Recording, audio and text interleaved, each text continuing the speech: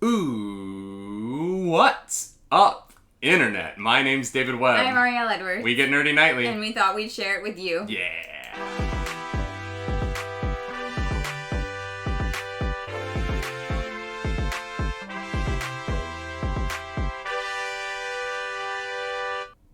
That is right. Welcome back to a Friday edition of the Nightly Morning Show here at twitch.tv/nerdynightly. If you're watching this on YouTube or catching it in our podcast feed, please know that you can come watch us live on Twitch, 10 a.m. Eastern, Monday through Friday, every week for the last 10 weeks. What does that mean, Clarus? That means today is our 50th show. That's right. We did 50 of these. Yeah. I'm impressed with us. We have not missed one. We have to make it to the end of this one.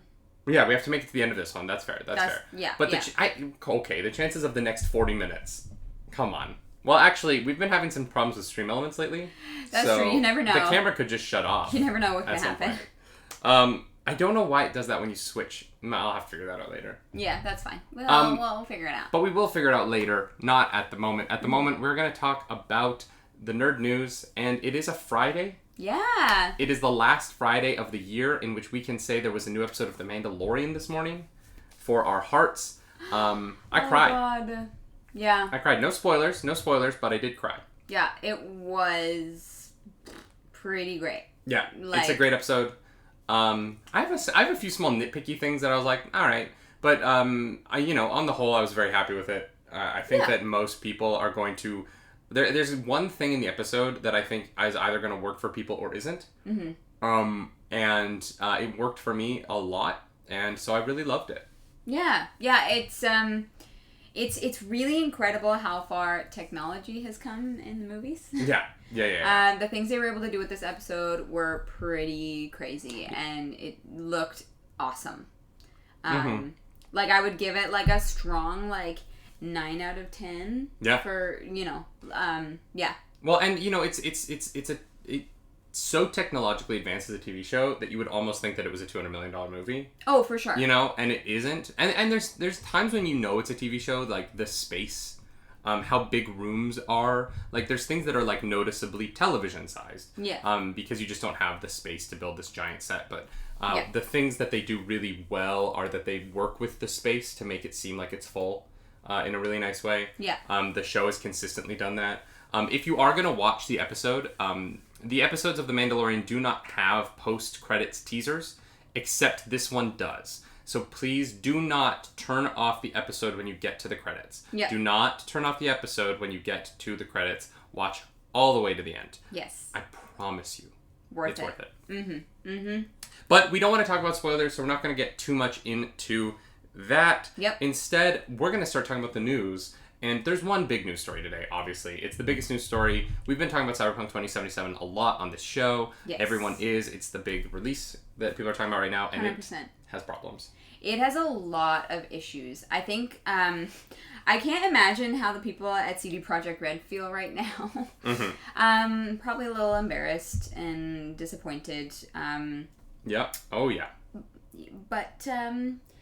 But they should have seen it coming, right? Like, they should have been playing this game on base last-gen consoles. Yeah. And I want to be clear, like, we're talking about the problems that the game is having, while at the same time, I want to acknowledge I streamed the game last night and had no problems. Yes. I love this game, and I'm really enjoying it. I will say there are people who are saying, like, the AI in it isn't great. You're not wrong. Sometimes I get through combat situations by figuring out a way to like glitch the AI into not moving so that I can shoot them in the head very easily. Okay. Realistically, it's that aspect of the game is maybe a little shoddy at times. But the storytelling, the world building, the gameplay itself, how the weapons feel, I really love this game. And because we are playing on PC with a, I would say like above average graphics card, we are not having those kind of problems that a lot of people are having. And it is absolutely CD Projekt Red's fault that this is happening. Yep. And they're aware of that. But the big news, obviously. As a result of it not working properly, I guess is the way to say it, CD Projekt or Sony removed Cyberpunk from its store. Yeah, specifically only from the PlayStation Store. Mm-hmm. They have come out and said that you can still purchase the game. This is actually the we found out that Sony had pulled the game from their store last night. Yes. But Cyberpunk 27's official Twitter account put out this statement. Following our discussion with PlayStation, a decision was made to temporarily suspend digital distribution of Cyberpunk 2077 on PlayStation Store. Which is interesting that it says a decision was made, as if they made it together. Yeah. But it says, following our discussion with PlayStation, a decision was made. What they're saying is PlayStation made that decision, but we're going to try and make it sound like it was a mutual one. You can still buy, because if it was truly mutual, they would have said something like, we decided, or the wording there is very interesting. Yeah. You can still buy physical versions of the game in brick and mortar stores and online. I don't know where online you can buy a PlayStation copy, though, if you can't buy it from the PlayStation Store. That is a little weird to me. You can probably, I think you can buy, I think you can buy a hard copy online and get it, shipped to you. Oh, okay. So you need a physical version in order to play the game. Probably. You know what? That's right. That's right. That's my guess. All purchased digital and physical copies of the game will continue to receive support and updates as we continue to improve your experience. According to our knowledge, starting today, everyone who is not willing to wait for updates and wants to refund their digital copy of the game can do so by submitting a request at PlayStation.com/Cyberpunk2077 refunds. We are working hard to bring Cyberpunk 2077 back to PlayStation Store as soon as possible. What is really interesting about this is that by pulling it off the PlayStation Store, there are people who have a PlayStation 5 who can absolutely play this game well, who will not have those same problems, and they cannot buy it. Yes, they cannot buy the game because it's not available. So you then have to buy it somewhere else, get a hard copy, if you have that next gen console. Yeah. This is going to be a really interesting move. Because I cannot remember in my memory, great sentence there, David, a AAA title that was pulled out of a major selling platform. Yeah. I don't have that in my memory, any AAA title being yanked after release. Yeah. I can't remember. I don't know if it's happened before. Yeah. And it is interesting that it happened so soon after Monster Hunter came out and then was pulled out of theaters in China. And it seems like things keep getting pulled out of the places where you can get them right now. Yeah, it's already so limited. Here's my thought. I wonder if because of COVID and the pandemic and such that things were rushed to try to get out so that people had content, and now they're like, oh my god, we screwed up, and now they're having to recall them. Well, that's interesting. I think it's interesting to think about the fact that I wonder if the pandemic is what made this game so hard for them to put together, because they couldn't. That might legitimately be years from now when we look back on what happened. I wonder if there's going to be a conversation of COVID-19 pushed us to do all of our work from home, and it just didn't coalesce in a way that made sense. Yeah. Yeah. Yeah, that's I don't know, just a thought that I had where I'm sure that has contributed in a way, probably in a way that we don't know, not being in the middle of it, and maybe they don't really see either until they look back and they take a look into it. Liza Bear in the chat brings up that the consumers and especially the online fans really pushed them to do the to put the game out, sending death threats to the devs, as we talked about in a show earlier a few weeks ago. And so they were put in a position where their stock price would have taken a huge hit, and their stock price will take a huge hit for this. But there really was a push by the consumer to force them to put the game out in a way. And so that they did. And, the weird thing about it is that it does work on the right consoles. It just might be that, a base PS4 is not the right console to play this game on. And, maybe you shouldn't. Yeah. Maybe you shouldn't have put it out on those consoles. Well, yeah, that's the thing. If you knew that...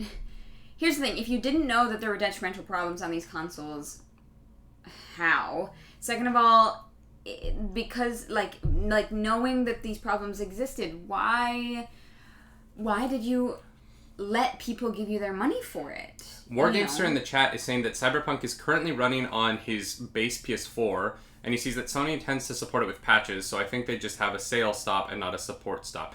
Wargamester, yes, there's going to be... They've put in a few hot patches already. Yes. But patch number 1 is coming in January, and patch number 2 is coming at the end of February, and they're saying they believe the game will work better by the end of February.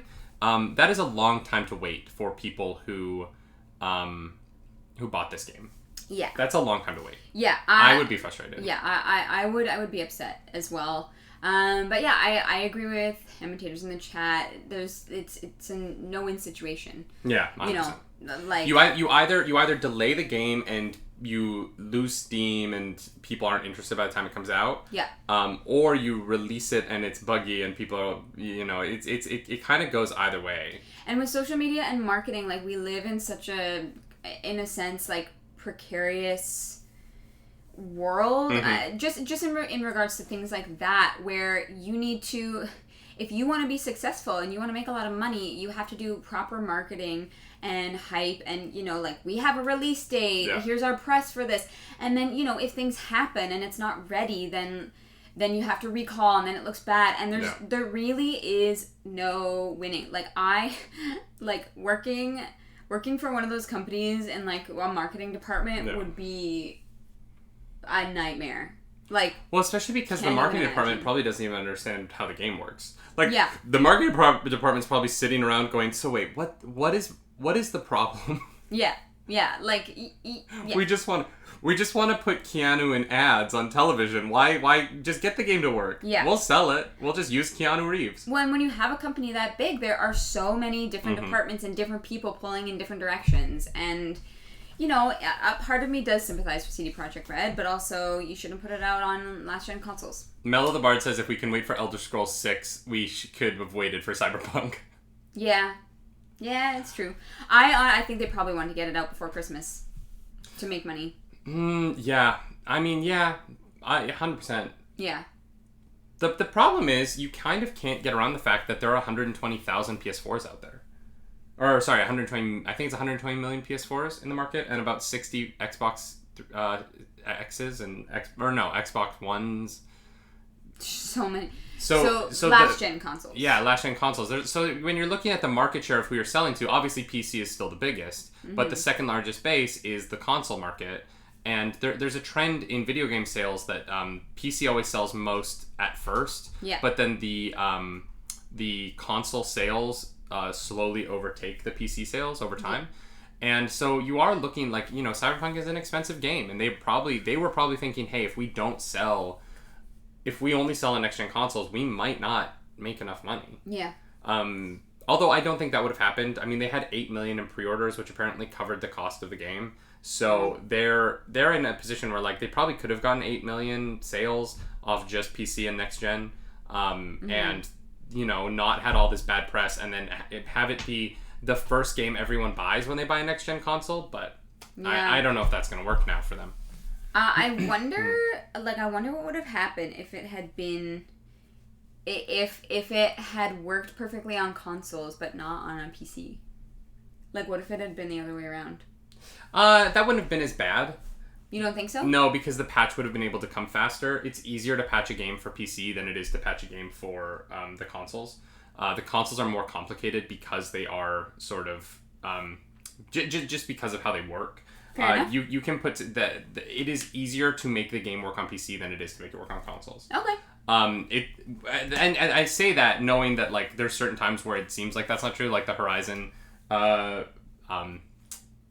PC launch earlier this year, where it was such a mess and the game barely worked on PC even after running perfectly on a PS4.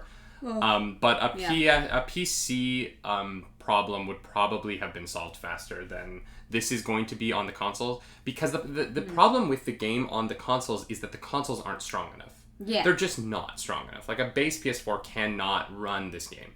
Well, technology has progressed so quickly. I mean, in the last 10 or 20 years even, like, the strides that we have made, like, the technological advances are wild. Oh, yeah, and so, the PS4 is working on technology that came out years ago, and we have made such incredible developments since then, you know. And the PS4 is an incredible system, and that's the thing, like, the PS4 is kind of a remarkable system, and I've had so much fun on PS4, and, you know, it's going to be a console generation that I remember quite fondly. I think, you know, the PS3 generation wasn't as strong to me. Granted, the PS3 generation was also like a tougher time for me when I was busier and didn't have a lot of time to game. So like, I remember the PS4 generation fondly. I remember the PS2 generation very fondly. I'm hopeful for the PS5 generation, but I don't know yet because I can't freaking get my hands on one. Yeah. Because the gosh darn bots. Yep. I don't know what's going to happen with that too, because it seems like the bots are going to keep scalping them until Kingdom Come. Like, at what point am I going to be able to buy a PS5 and just buy it? At what point, Sony, are you going to let me hand you my hard-earned money? Yeah. At what point? For the love of God. We're waiting. We're waiting. And we will. But yeah, you cannot buy Cyberpunk on Sony Store. Crazy world we live in. Yeah. Who would have thought, like 2 months ago when everything was all hyped for this, that would have happened? Like, wow. really? Yeah. Yeah, I don't know. I feel like Taters in the chat says, I feel like the same principle that applies to low-end PCs being able to run a game that could apply to low-end consoles. If you took the time, you could work on all products it has been released for. I don't know about that. Like, you would have to strip out so much of the game that at what point is it still the game? Yeah. Rebel Trooper actually brings up our next story. Rebel, you're one step ahead of us. I thought that scalper was going to be a nice segue to the fact that the UK is making it illegal to scalp game consoles. Yeah.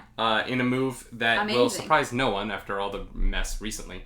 They are making it illegal to use bots to mass purchase these consoles. Mm-hmm. And so for the first time, these people could actually face legitimate consequences for essentially ruining the market for real consumers. Mm-hmm. And that is a huge step forward in my opinion. Mm-hmm. We've already implemented laws against scalping tickets. We've implemented laws against scalping actually I think just tickets, but there's no reason for that rule to not extend to consoles. Yeah, I think it's a good move, No. And obviously they've had people pulling movie stunts trying to get these consoles, mm-hmm. so it makes sense that they're trying to prevent that from happening. Yeah, we call them movie stunts, but it's probably in the movie because it happened in real life first. Probably. We're talking about the rollover Fast and Furious thievery that's been going on in the UK to steal consoles, televisions, and graphics cards. It's wild. Wild. Someone called Dominic Toretto. I love saying that name, Dominic Toretto. They came up with a good name for that. Yeah. Right. Like if you want a lead character for your action series, you're like, his name's Dominic Toretto, and you're like, yeah, that guy's a lead of an action series. Sold. I totally get it. Yeah. Yeah. Yeah.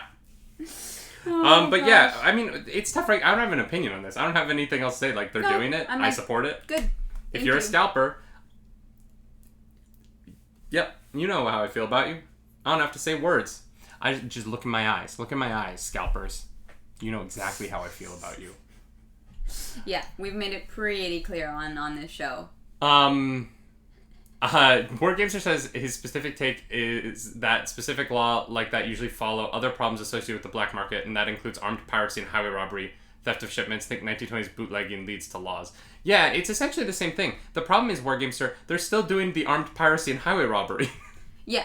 That part of it's still happening. Yeah. Which is wild. Can you imagine if you were a truck driver and you were driving video game consoles and you got, like, they arm robbed you and you're like, it's a PlayStation. Yep. It's a PlayStation. Put the guns away. Yeah. I mean, how do you think the driver of the maple syrup train felt?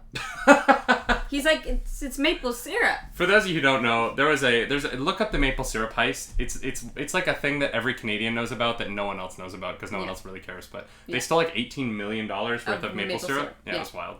Wild. All right, y'all. Game of Thrones. We talked about some casting earlier in the week for the new House of the Dragon series coming to HBO. Mm-hmm. The prequel series set 300 years-ish. I might be wrong about that, but around 300 years before Game of Thrones. We have an official release window. According to a new trailer for HBO Max that was released online, the House of the Dragon will be premiering in 2022. So we're going to have to wait a little bit more than a year. But with casting, they're probably... That does make sense, right? Like, if they're just casting now, they're probably not going to shoot until the summer. Yeah, and they're probably, here's my thoughts as well, they're probably going to try and wait until COVID... Till everyone has a vaccine. Yeah, like till the risk is minimalized. Would be my guess. Do you think we're going to start seeing production companies have a rule that you can't work on the film if you don't have the vaccine? Certain sets, I mean, yeah, I could definitely see that. Here's the thing, as long as the vaccine is widely available. Right now, obviously, there's only so many doses. But eventually, yeah, you know, if you want to be working closely around a lot of people. Like, as an actor, if I have to be this close to you while we're filming a scene, like, I don't... Yeah. I think it's going to be interesting to see if the people who refuse to take the vaccine face some sort of social consequence for that. We're going to have to wait and see. Obviously, that's going to come once the vaccine is widely available. But I do wonder if there will be movie sets where you have to take... If you say no to the vaccine, you cannot be hired. Yeah. I mean, here's the thing. If you say no to it, you're putting so many people's lives and health at risk that I just... I have a feeling that's probably going to be the case. Well, people joke about, like, the bracelets in Contagion. In the movie Contagion, they have, like, bracelets to go to the store at the end. Sorry to spoil a 24-year-old movie. But the people who are vaccinated have the bracelets. And so I wonder if we're going to have something like that, like an ID card or something that is like, I've been vaccinated. I don't know if that's gonna be the case, but I'm sure for like hiring, like we had to provide so much medical paperwork we went on the cruise ship. I'm sure you would need to provide like legal documentation that says that you received it, if that was the case. But like, here's the thing, I'm gonna be very honest, like, and not to make this a COVID-19 discussion, but like, I do not want to go to a restaurant and be served, once the vaccine's widely available, I do not want to be served by a waiter who hasn't had the vaccine. Yeah. I don't want that risk. Well, yeah, because the waiter comes into contact with so many people throughout the day. 100%. Yeah. Like, it's the same with, like, healthcare workers. They're all, like, I mean, they're going to be the first, but, like, I wouldn't want my doctor to not have, like, They're already being vaccinated, though. That's happening, 100%. Thank the Lord. It's just, like, I find the scenarios, like, equally comparable in that sense. So in sort of a related discussion, Tom Cruise, we talked about him yesterday, or was that 2 days ago, flipped out on the set of Mission Impossible 7, right. And according to the according to sources for the Toronto Sun, there have been multiple walk-offs from the set ever since. So crew members have left the set over the incident. Some are reporting that up to 5 people have quit the movie because of this whole situation. And it is interesting. He is receiving a lot of praise from a lot of people. George Clooney posted a huge a statement in agreement with his behavior. But people on set are walking away, and they are saying that part of the reason for that is that tensions have been rising on the set for months, and that the COVID restrictions and the continuing to work with the COVID restrictions has placed a burden of difficulty on the crew that it's been difficult, and that the emotional strain of that has been very high, and that for a lot of people they can't handle it anymore. And I think it's interesting because it compares to our time on the cruise ship. When people are saying like people just quit the cruise ship because they can't handle living on the ship anymore. Like it's a known thing that cruise ship employees sometimes are just like, I'm leaving. I can't keep doing this. Yeah, like when when cruise ships hire for example, like a show, they definitely kind of how do I say it? They almost are prepared. That's why there's 3 swings, you know what I mean? Like they have to prepare for that because they know somebody who's never been on a cruise ship before is probably not going to be able to handle it. Or, I mean, like, one girl from 6 literally got offered, like, the West End contract and left. Yeah, oh yeah, like, 100%. You know, things like that happen. But I think that that there's that, like, feeling of tension that is very, like, it's the tension of being confined, it's the tension of the rules, it is the tension of all those things that leads to a working condition that's difficult for everyone involved. Yes. And I think that I understand why people are walking away from the set. I think it's insane to walk away from a job right now. What I would give to have a job right now. You must have so much privilege to be able to walk away from that work. To walk away from a job because you're upset that you broke the rules. Yeah. And weren't immediately fired. That you were given a second chance. Like, yeah. I don't know. And maybe Tom Cruise's language was specifically aggressive or something that we're not aware of. Oh, it was. I mean, like, he swore at them, but still, I think he was, like, well within his rights. I've had bosses swear at me for way less. Yeah. And we're servers. Just kind of went back to work. Yeah, we've been servers at restaurants. The number of people we have had scream at us is probably ridiculous. I just to be fair, usually it's customers. Usually, yes. Usually. Mm-hmm. But this is cold. No, I remember. Yeah. My favorite is a woman yelled at me because her pasta was cold, and I was like, "Ma'am, it's been on the table for like 35 minutes." And she was like, "Yes, and now it's cold." And I was like, "Well, why didn't you eat it?" She was like, "Well, we were talking, and I haven't had a chance yet, and now it's cold." And I was like, I'm not taking the blame for this one. That is 100% on you. I think I even said, like, was this warm when you got it? And she was like, oh yeah, it was hot. It's just cold now. And I was like, do you want me to put it in a microwave? Like, where do you think you are? Yeah. Eat your food. Yeah. Oh, I was so mad. I don't know. My sympathy for these people walking off the set is very limited. Yeah. I'm sure you're doing just fine. Yeah. Must be nice. In other news, things are not off to a great start for Wonder Woman. Really? Yeah, there was a hope that they would have a strong release in China. The first Wonder Woman movie had a $38 million opening weekend on to a strong-ish $90 million pull from the country. $90 million is not a great Chinese release, but for a movie like Wonder Woman that doesn't have a lot of pull in the country, that is certainly, it's good enough at the time. Yeah. Wonder Woman obviously made money, and no one is upset about its final international pull. Yeah. The problem is that while the original made $38 million on its opening weekend, the sequel managed to pull in $4.6 million on Friday, which is just not a great first day. No. It came in at half of what local Chinese release The Rescue's total was. That stood at 8.9 million as of 5 p.m. yesterday. So it is coming in. It looks like it is not going to take first place in China over the weekend. And the hopes that this sequel would grow on the first success do not seem to be panning out for the studio. And whether or not that is because interest in the movie isn't there, or if it is just that the Rescue, which is a sequel to a very, very successful Chinese film from a few years ago, or if there's just so much interest in that movie as it is a Chinese language movie, and there is a little bit of anti-Hollywood sentiment in China right now over the Monster Hunter situation that we talked about yesterday. Yeah, fair. So it does look like the opening, it's not great for Wonder Woman. Yeah. No, we're going to talk obviously about the full weekend on Monday, but... Yeah, but right now it does not bode well. I mean, I get it. I get it. Monster Hunter screwed up bad, and if I was in China, I would probably do the same. I would pick this movie that was a sequel to this wildly successful movie that was there. I would not really feel like supporting Hollywood either at this moment. So I'm not surprised. It just is interesting when you put all this time and energy into a release, and your release is so affected by another studio's release. Yeah. That you had nothing to do with. Yeah. But that is the curse of Hollywood in China at the moment. It's kind of it is truly a rising tide sinks all ships kind of mentality there. But do you think Wonder Woman's gonna make money? Yeah. Really? I think it'll make some money. I don't think it's going to do it incredibly. That is optimistic. Really? Yeah, I don't think it is. Well, how much did it cost to make? A lot. We don't know. Here's the thing. Okay. The movie cost at least $200 million to make. Let's be honest. Yeah. The movie also had to be marketed how many times?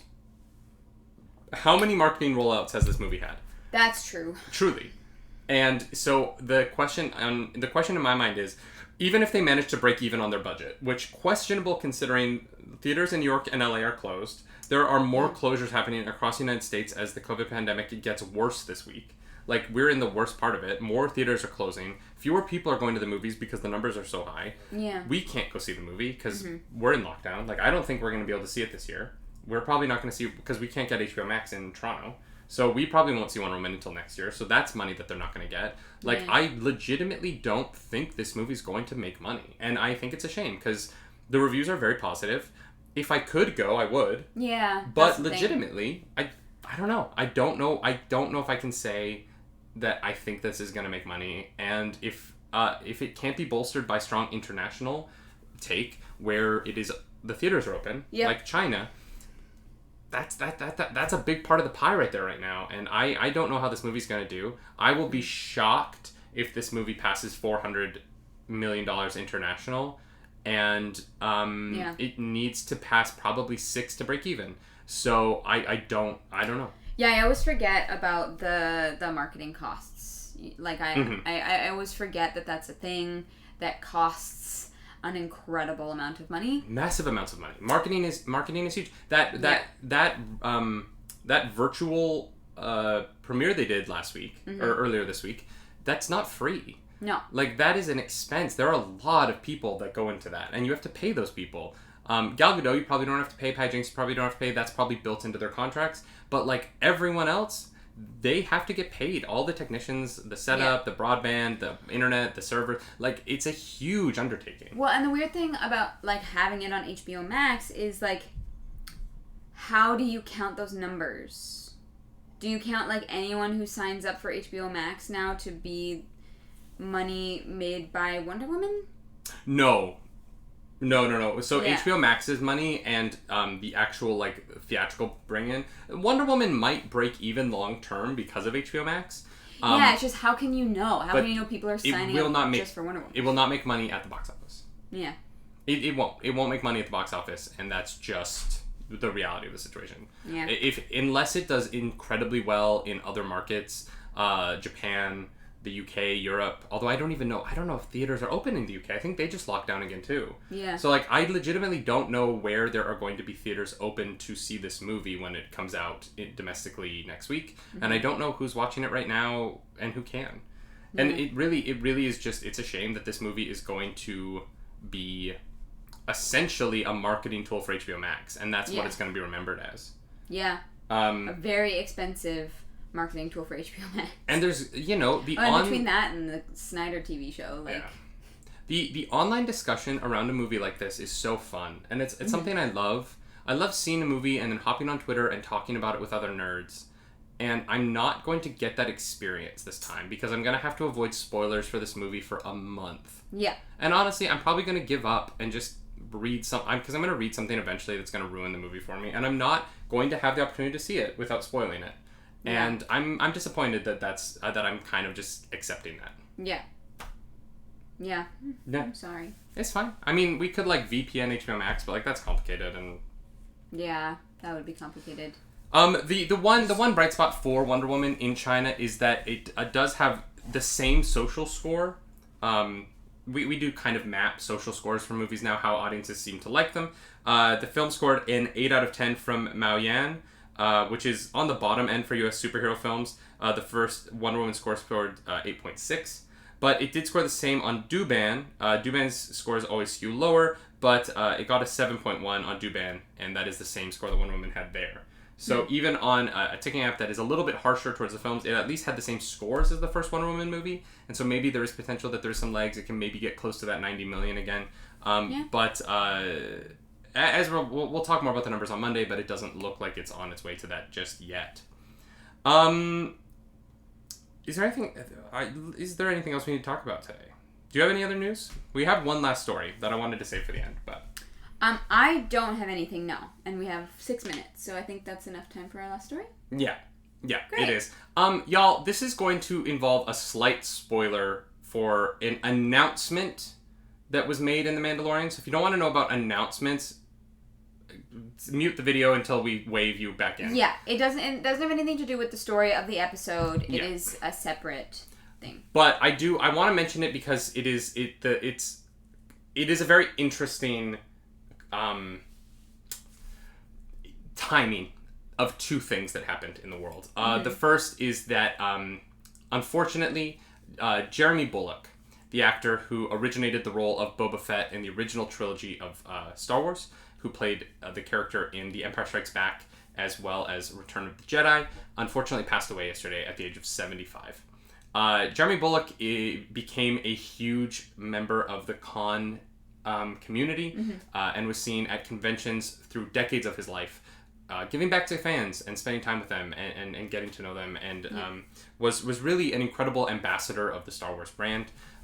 He shared this touching message with his fans in 2014 when he ended his time in the convention circuit. Just because of age, it's a lot of energy to do this. Totally.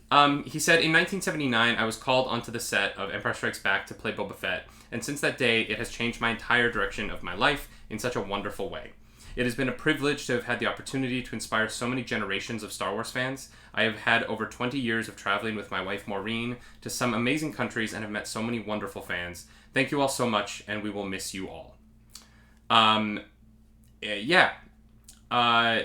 He will probably be remembered most for his time in that, but he also had starring roles in shows like Doctor Who and Robin of Sherwood, as well as movies like Mary Queen of Scots and The Spy Who Loved Me.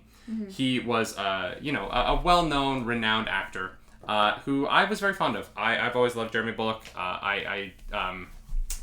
It was sad news to hear yesterday. Yeah. And it came at the day before they announced that there's going to be a Boba Fett television show. Yeah. Coming at the end of 2021. December 2021, next year. We are going to be getting a Boba Fett television show. And obviously that was planned, that announcement was planned a long time ago. Yeah, I mean, I'm sure that he knew. I'm sure that he knew. And it is just... The public announcement timing was... It's weird, right? Yeah. Yeah. The day after the actor who originally Boba Fett died, we find out that we're finally getting the long-awaited Boba Fett series everybody wanted. And it's a show. I know that obviously Temuera Morrison will be playing Boba Fett in that show, because he is Boba Fett, and he's playing the character so well on The Mandalorian right now. Totally. But I was hoping that Jeremy Bulloch would have a cameo role in that. Yeah. I was hoping that he would be a bartender Mm-hmm. Or like just a character who's like, I wore armor like that once, just something like that. And it's sad to me that we're not going to get to see him in any way in that, and that obviously that he's passed. Yeah. But we are going to be getting a Boba Fett show in 2021. Yeah. So the legacy of this man lives on. Yeah. And I hope that show does something to honor him and his impact on that character. I'm sure they will. I'm not worried about that. Mm-hmm. Y'all, I think that is where we're going to leave the show for today. Mm-hmm. Rest in peace, Jeremy Bulloch. You had a huge impact on my whole life. So it's so sad to see another member of the original Star Wars team go. Obviously, this is something that matters a lot to me, and impacted my childhood a lot. But I hope that he was true. I mean, obviously that statement said it, but I hope he knew how much of an impact he had on so many people. Yeah. And how much how much his legacy means to so many people. Yeah. And on that note, y'all, I'm gonna be streaming some Fall Guys tonight. Sorry for that transition to something completely ridiculous, but I will be playing Fall Guys with Bucky JW. I might hop on a little early to play a little bit of Cyberpunk, because I'm a little Cyberpunk obsessed at the moment. Do it. So I at the latest I'll be on is 8, but I might get on at like 6. And that's twitch.tv/nerdynightly right here, right now, 8 o'clock Eastern. I'll see you there for some Fall Guys with Bucky JW. And for that season 3. Our good friend Turfindial will be there. Mm-hmm. You are doing something tomorrow. I am. It's Skyrim Saturday. So that's tomorrow about 2 p.m. Eastern. And tomorrow night, if you're a member of our Patreon and you are at the Squire tier or above, that's the $10 tier and above, tomorrow night is our private little movie night. So if you want to come watch a Christmas film with us tomorrow night, please come do that. It's going to be a blast. Yes. And if you're not a member of the Patreon, think about joining at patreon.com/nerdynightly. We have fun over there. The lowest tier is just $1 a month. You get a podcast, you get some behind the scenes, and you get access to our patron-only Discord. That's 25 cents a week to be a part of this community in a way that you aren't currently.